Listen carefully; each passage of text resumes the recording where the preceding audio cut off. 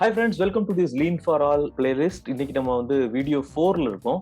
இந்த வீடியோவில் வந்துட்டு முடா, முரா அண்ட் முரி, அதாவது 3M அப்படின்னு சொல்லுவாங்க நம்மளோட லீன் மேனுஃபேக்சரிங்கில். லாஸ்ட் வீடியோவில் நம்ம வந்து ஒர்க் வெர்சஸ் வேஸ்ட் அப்படின்னு பார்த்தோம். இந்த வேஸ்ட்டை பற்றி நம்ம இன்னும் கொஞ்சம் டெப்த்தாக பார்க்க போகிறோம் இந்த வீடியோவில். அதை தான் நம்ம வந்து 3M அப்படின்னு சொல்லுவோம். ஸோ 3 விதமாக பிரிக்கலாம் இந்த வேஸ்ட்டுகளை. ஸோ அதை பார்க்கலாம் நம்ம என்னென்னு. இந்த 3M அப்படின்னா முடா, முரா அண்ட் முரி. இது வந்து எல்லா கம்பெனிலையுமே இருக்கும், சரிங்களா? எல்லா கம்பெனிலையுமே இந்த வேஸ்ட் இருக்கு. ஸோ இந்த 3 வார்த்தையும் வந்து பார்த்தீங்கன்னா ஜாப்பனீஸ் வார்த்தை. முடானா நான் வேல்யூ அடிங் ஆக்டிவிட்டி, அதாவது தேவையில்லாமல் எந்த ஒரு வேல்யூ அடிஷனும் இல்லாமல் நம்ம பண்ணக்கூடிய சில வேலைகள், அது வந்து முடான்னு சொல்லுவோம். முரா அப்படின்னா ப்ராசஸ் வேரியேஷன். அப்படின்னா என்னன்னா, ப்ராசஸ்ல வேரியேஷன் இருக்கு, அந்த வேரியேஷன் தான் வந்து முரா அப்படின்னு சொல்லுவோம். முரி அப்படின்னா ஃபெட்டிக்.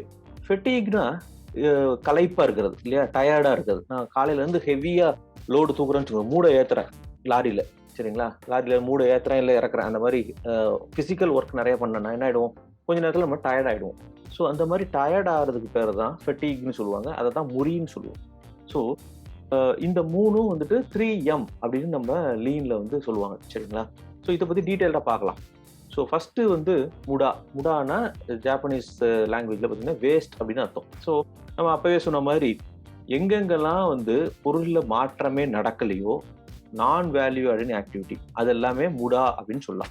பொருளில் மாற்றம் நடக்கலை. ஸோ நிறைய இடத்துல நம்ம வந்து பொருளில் மாற்றம் ஆகாமல் அப்படியே இருக்கும் பொருள். ஃபார் எக்ஸாம்பிள் நான் ஒரு எக்ஸாம்பிள் சொன்னேன் அப்பவே, ஸ்டோர்ஸில் வந்து பொருளை வாங்கி அப்படியே வச்சிருப்போம், தேவைப்படும் போது எடுத்துக்குவோம் இல்லையா? அது வரைக்கும் அந்த பொருள் ஏதாவது மாற்றம் ஆகுதா? இல்லை.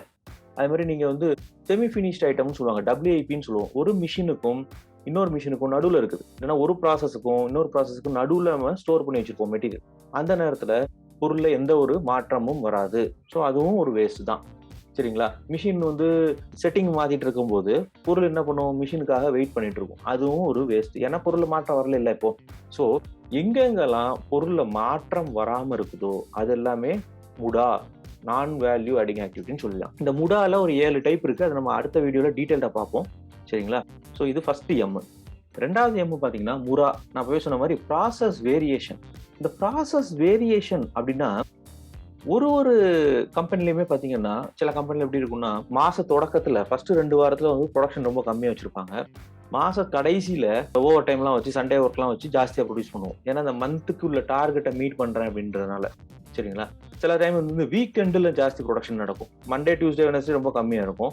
தேர்ஸ்டே, ஃப்ரைடே, சாட்டர்டே ஜாஸ்தி ப்ரொடக்ஷன் பண்ணுவாங்க, ரைட்? ஸோ ஏன்னா அவங்களுக்கு அந்த நம்பரை ரீச் பண்ணும், அந்த டார்கெட்டை ரீச் பண்ணுன்றதுக்காக. ஸோ எங்கெங்கெல்லாம் இந்த ப்ராசஸ் வேரியேஷன் நடக்குதோ அங்கெல்லாம் என்ன நடக்கும்னா, ஒரு டிஃபெக்ட் வர்றதுக்கு வாய்ப்பு இருக்கு, தப்பு நடக்கிறதுக்கு வாய்ப்பு இருக்கு, சரிங்களா? இது வந்துட்டு ஒரு ரொம்ப சிம்பிளா சொல்லணும்னா, நான் ஒருத்தரை கூப்பிட்டு ஏ அப்படின்னு எழுத சொல்றேன்னு வச்சுக்கோம். அவர் ஒரு மாதிரி ஏ எழுதுவார். நானே எழுதுனேன்னா நான் வேற மாதிரி எழுதுவேன், இன்னொருத்தர் வேற மாதிரி எழுதுவார், சரிங்களா? ஒருத்தரும் ஒரு மாதிரி எழுதுறோம். ஸோ இது எல்லாமே வேரியேஷன் தான்.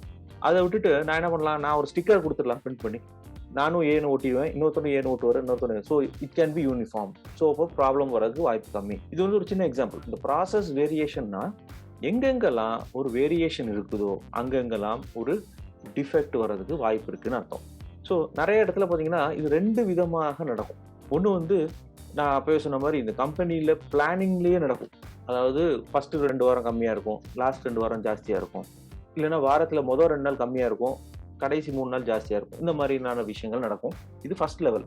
இந்த செகண்ட் லெவல்னா என்னன்னு பார்த்தீங்கன்னா, ஒரு மிஷின்லேயே நீங்கள் ஒரு CNC மிஷின் இருக்குன்னு வச்சுங்களேன், ஒரு செட்டிங் போட்டீங்க, நல்லா புது டூல் போட்டிருக்கீங்க, நல்லா இருக்கு, ரன் பண்ணுறீங்க, ஒரு 200 பீஸ் பண்ணுறீங்க, இல்லை ஒரு 500 பீஸ் பண்ணீங்கன்னா அதுக்கப்புறம் என்ன ஆகும், டூல் கொஞ்சம் வேர் ஆகிடும், கரெக்டுங்களா? அப்போ என்ன ஆகும், அந்த இதுலேருந்து வர்ற ப்ராடக்ட்ல உங்களுக்கு அவுட்புட்ல டிஃபரன்ஸ் இருக்குமா, ஸ்பெசிஃபிகேஷன் கொஞ்சம் மேட்ச் ஆகாமல் இருக்கும். ஸோ இதுவுமே ஒரு வேரியேஷன் தான். இந்த வியர் அண்ட் டியர்னால சர்டன் பேராமீட்டர்ஸ் மாறுறதுனால உங்களோட அவுட்புட் என்ன ஆகுது, சேஞ்ச் ஆகுது. ஸோ இதுவும் வந்து ஒரு ப்ராசஸ் வேரியேஷன். எங்கெங்கெல்லாம் ப்ராசஸ் வேரியேஷன் நடக்குதோ அங்கெங்கெல்லாம் தவறுகள் வர்றதுக்கு வாய்ப்பு இருக்குன்னு அர்த்தம், டிஃபெக்ட் வரும் அப்படின்னு அர்த்தம், சரிங்களா? ஸோ இந்த வேரியேஷன்ஸை நான் குறைச்சிட்டேன்னா, யூனிஃபார்மாக நான் எல்லா நாளும் ஒரே 100 நம்பர்ஸ்னா 100 நம்பர்ஸே ப்ரொடியூஸ் பண்ணுறேன் அப்படின்னு வந்துட்டீங்கன்னா தப்பு வர்றதுக்கான வாய்ப்பு ரொம்ப கம்மி, சரிங்களா? ஸோ இது ரெண்டாவது M. மூணாவது M நான் அப்பயே சொன்ன மாதிரி முறினா என்னது, ஃபெட்டிக் ஆர் ஸ்ட்ரெயின். எங்கெங்கெல்லாம் நான் வந்து என்னோட வேலை பலு ஜாஸ்தி ஆகுது, ரைட்? இது 2 இடத்துல நடக்கும். ஒன்று பீப்புளுக்கும் நடக்கும், மனுஷனுக்கும், ரைட்? ரெண்டாவது வந்து மிஷின்ஸ்க்கும் இருக்கு இந்த வேலை பலு. ரைட்டுங்களா? நீங்க ஒரு ட்ரக் இருக்குன்னு வச்சுக்கோங்களேன். ட்ரக்ல வந்து 5 டன் தான் ஏத்தணும் அப்படின்னு ஒரு கெப்பாசிட்டி வச்சிருக்காங்கன்னு வச்சுக்கோங்களேன். நீங்க இந்தியால நெறைய டைம் பார்த்துருக்கலாம். 5 டன்னுன்னு போட்டிருப்பாங்க லாரியோட ரேட்டட் வெயிட் கேரியிங் கெப்பாசிட்டி. நம்ம ஆட்கள் வந்து பார்த்தீங்கன்னா 8 டன் 10 டன் ஏத்துவாங்க. அப்ப என்ன ஆகும் உங்களுக்கு ஒரு மேடான இடத்துல எல்லாம் பார்த்தீங்கன்னா வண்டி ஏறாம மெதுவா ஏறிட்டு இருப்பாங்க பார்த்துருக்கீங்களா? சம்டைம்ஸ் பிரேக் டவுன் ஆகும். அப்புறம் வந்துட்டு ஆக்சில் உடைஞ்சு கிடக்கும் ரோட்ல, ஹைவேல. ஸோ இதெல்லாம் நெறைய காரணம் பார்த்தீங்கன்னா, ஓவர் லோடிங் த ட்ரக்ஸ்.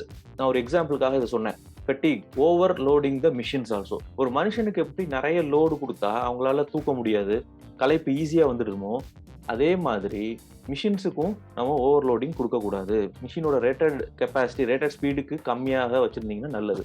சரிங்களா? ஜாஸ்தியாக பண்ணீங்கன்னா மிஷின் என்ன ஆகும் முதல்ல கொஞ்சம் வைப்ரேட் ஆக ஆரம்பிக்கும். அப்புறம் கட கட கட கடன்னு ஒரு சத்தம் வரும். சம்டைம்ஸ் லீக் ஆக ஆரம்பிக்கும்.